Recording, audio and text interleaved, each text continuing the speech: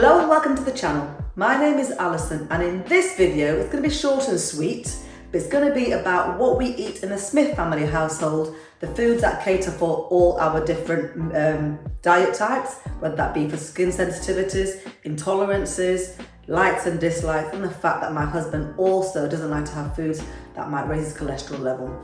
So here we go. But remember to like, subscribe, share, comment and hit that notification so you know when the actual next video is coming out. And before I forget, don't forget that below the video there is free guides available to you guys.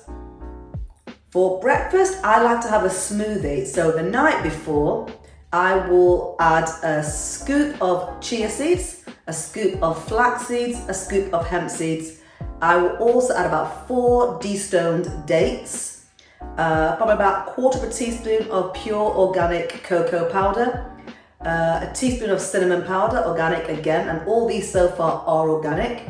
I will also include probably about a tablespoon or 2 of gluten-free organic oats in there, and maybe, not always, about 1/4 teaspoon of turmeric, and again all organic. I will then add some water in there so they all soak through the night, and then in the morning I will blend them together with some milk, and I will also include half a banana, a handful of spinach and some broccoli stalk. Now I know I'm cheating because you're supposed to have only 1 fruit, but I've got a sweet tooth and this is the only way I can think to have my breakfast that not include honey. So I do cheat and I do have dates and banana in there, so they probably do spike my blood sugar, but hey, I'm not perfect. For my children, I also soak their food the night before. They like to have overnight soaked oats. So they have gluten organic oats, which has got chia seeds and flax seeds sprinkled on top. I also add a teaspoon of organic cinnamon. They like chocolate, so they have more cocoa powder than I do, or the chocolate organic powder. I also do include some turmeric for them as well. And I then pour on the vegan dairy-free milk. That could be coconut, but my son's favorite milk is oat milk, but we also use almond and sometimes the pea protein as well. So we soak that overnight, and in the morning we stick it, it's already in a pan, we heat it in a pan, which is just as quick as actually sticking it in a microwave, but it means you can stir it as it's going on. 5 minutes later, adding a bit more milk in there, stick it in the bowl, and then we add locally produced honey in there. Because my son has difficulty putting it on weight, I also put a teaspoon of coconut oil in there, and he absolutely loves that flavour. We also do put in peanut butter as well once we've finished it all, and then banana on top. So there you have it. The children are happy with their overnight soaked oats. I'm happy with my overnight soaked smoothie to prepare it for the next day. My husband tends to have porridge as well, but he has that at work and just keeps it in work and has to use a microwave because there is no actual stove. At lunchtime, we all have something different. So if I'm not hungry, I'll have another smoothie or nothing at all, because you don't have to eat 3 meals a day. My daughter is a fussy teenager, so she tends to take some fruit, just like snack foods, in with her to school. So they could be apples, kiwis. She'll take a spoon, or she'll just scoop the actual kiwi out of the skin. But not forgetting that if you're eating organic kiwi, you can actually eat the skin as well. So she takes apples and kiwis, just a little bit of fruit as snacks in with her.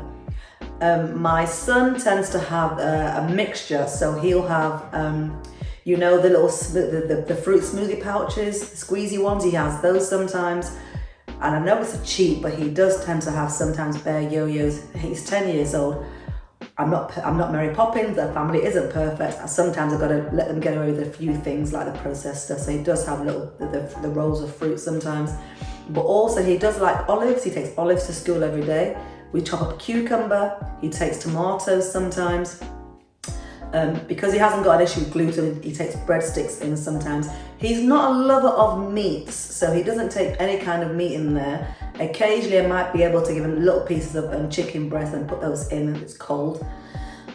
Also, what the kids tend to do sometimes is we'll make pasta, gluten-free pasta, mix it with a bit of pesto sauce. We'll stick it in the thermos and take it to school with them as well. Sometimes I do add a bit of garlic or onion salts to the pasta to give it a better flavour. But my husband, he tends to have a full-on meal, so he'll have the bags of vegetables, and he might have that with a slice of chicken or with a bit of salmon or something on the side. And again, because he hasn't got anything to cook it on, if he does have it, he either has cold pre-cooked salmon, or he has to have the actual things that you can actually cook in the microwave. Not perfect, but in an ideal world, we'd have a stove there, you could cook it in fresh, but in an unideal world, you have to make do with the situation. Now, in the evening, because of my gluten intolerance and my son's milk intolerance and mine, the family has to eat what we can all eat together. So I tend to do gluten-free meals and dairy-free meals. At the moment, my husband is in the kitchen making gluten-free chapatis. We will have meat, we'll have fish, or we'll have chickpeas and things like that, but we always have vegetables. Well, again, we're not perfect, and trying to get the kids to eat lots of greens or lots of vegetables can be difficult sometimes. So the compromise is that they have to eat at least a fistful of vegetables, and we try and vary the colours. I try and have at least 3 or 4 different colours on the plate. My kids love white rice, even though we know that the brown rice is better with the husk on. My husband loves basmati rice, so we do compromise, and sometimes in the week we'll have the brown basmati rice, but come the weekend, like today, we're all having white basmati rice, which actually, you know, it is a prebiotic. So the basmati rice is an actual prebiotic, so it fuels the probiotics. It actually fuels the good bacteria in your gut. So yes, we're cheating by having white rice, but we're still doing something good. We love asparagus. We like broccoli. My son loves broccoli stem. I like the actual flowers of the broccoli, but it's all good. Again, it's got a lot of roughage in there. Where my son has low iron levels at times, he has spinach, he has broccoli, all the usual suspects. Even though he has eczema, he's okay with eggs. He loves egg yolk, so he does have eggs. Also, we do have oily fish at least twice a week. We kind of choose either a fish or a meat or a vegetarian option. So we try and limit fish or meat to 3 times a week and go for a vegetarian option or plant-based meal 3 or 4 times a week. So that is it really. We don't have any processed foods if we can help it. Our one sin on the weekends especially is we eat a lot of crisps. Again, we're not perfect. I do find when I've eaten those, I do have indigestion through the night or the next day, so I try not to eat them too much. So I try and stick to pistachios. My husband has Bombay mix. Again, it does have sulfur dioxide in there, but again, like I said, we're not perfect. We try and follow that 90-10 rule rather than the 80-20 rule, and we just do our best. But what we do keep away from is we do keep away from processed foods. If we do have processed foods, it'd be a one-off. It might be a pizza we've actually ordered in rather than having it in the house. I think we had a pizza about a week ago, Pizza Express pizza or ZZ.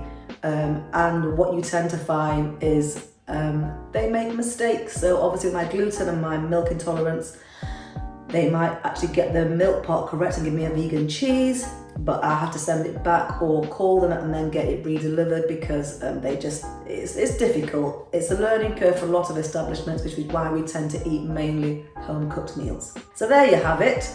I hope you enjoyed this one. It was short and sweet and to the point.